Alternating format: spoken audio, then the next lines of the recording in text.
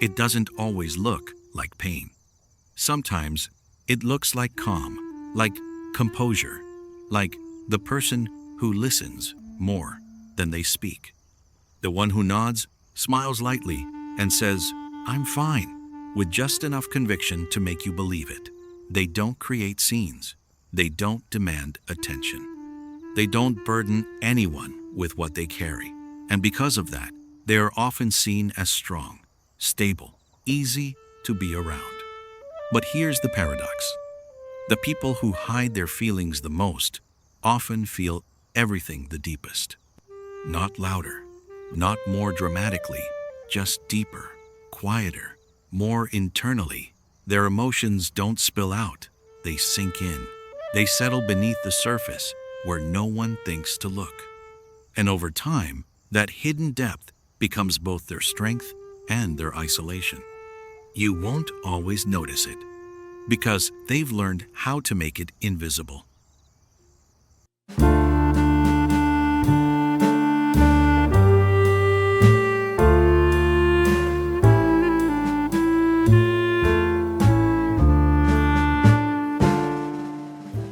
There's usually a moment, or many small moments, where this pattern begins. Not suddenly, but gradually. Maybe it started when expressing emotion didn't go well, when vulnerability was met with silence, or misunderstanding, or dismissal. Maybe they learned early that sharing how they felt made things heavier instead of lighter. So the mind adapts. It decides. Keep it inside. It's easier that way.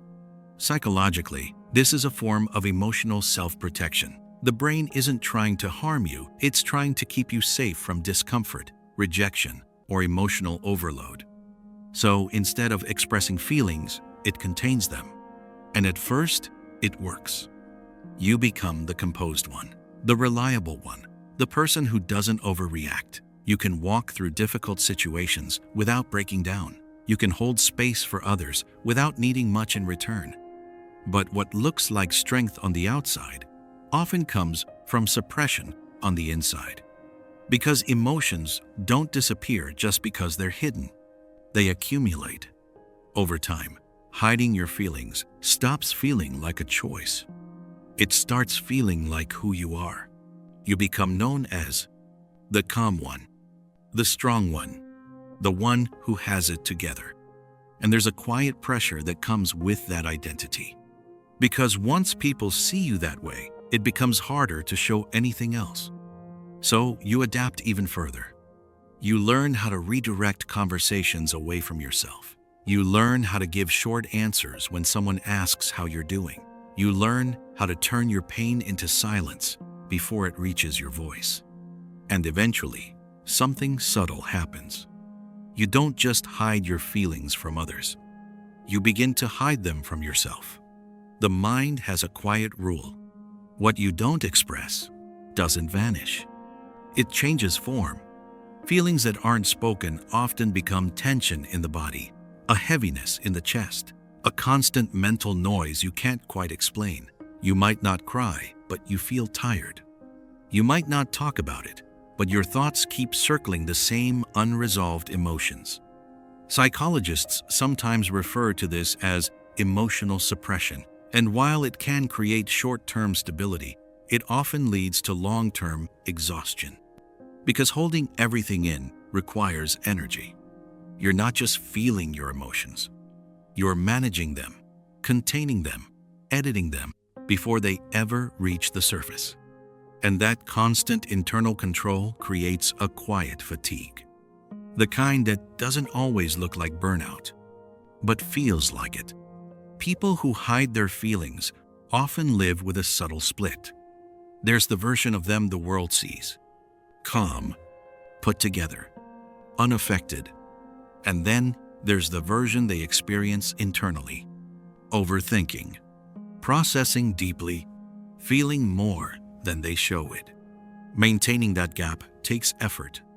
You have to monitor your expressions, adjust your tone, decide what's safe to reveal and what isn't. And over time, this creates a kind of emotional distance, not just from others, but from yourself. Because when you constantly filter your emotions, you start to lose direct access to them. You might feel something, but not fully understand it. You might sense discomfort, but struggle to name it. And that confusion can make connection harder, not because you don't want it, but because you don't know how to let yourself be seen anymore. One of the most misunderstood things about people who hide their feelings is this. It's not that they don't want to share.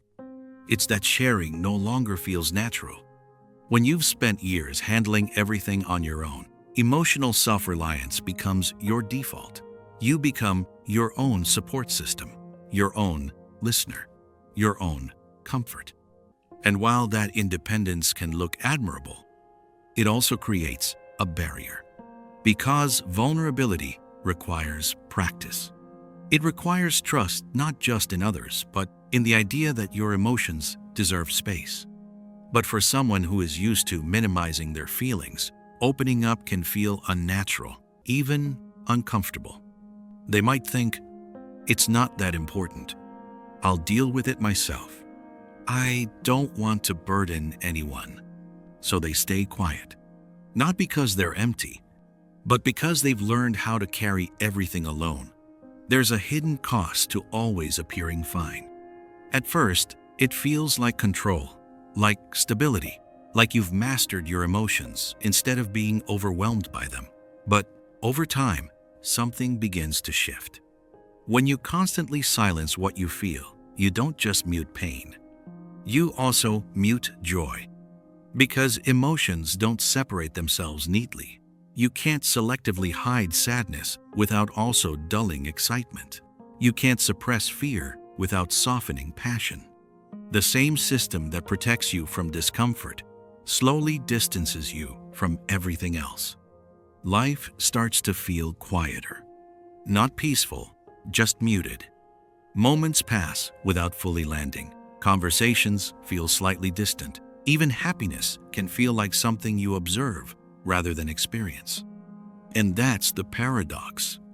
The more you try to protect yourself from feeling too much, the more you risk feeling nothing deeply at all.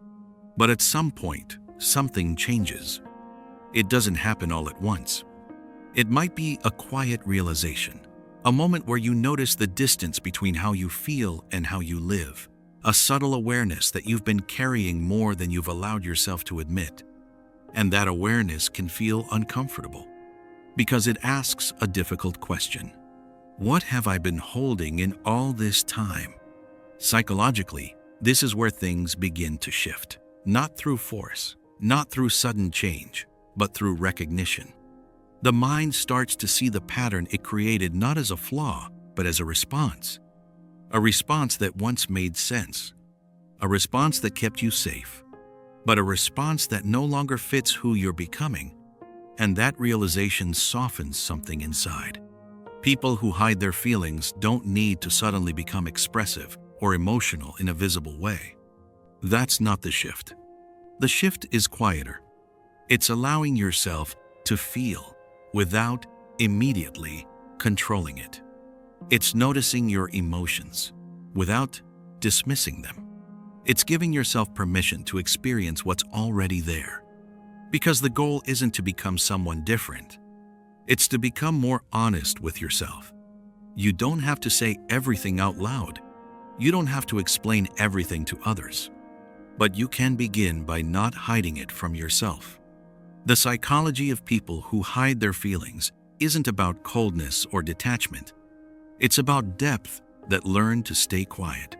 It's about emotions that were never absent, only contained. And maybe the most important thing to understand is this. You were never empty. You were just careful. Careful with what you showed. Careful with what you shared. Careful with what you allowed yourself to feel fully. But feelings were always there, waiting not to overwhelm you, but to be acknowledged.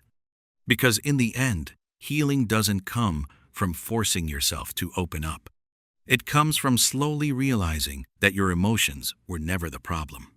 They were always trying to tell your story. And maybe now, you're finally ready to listen.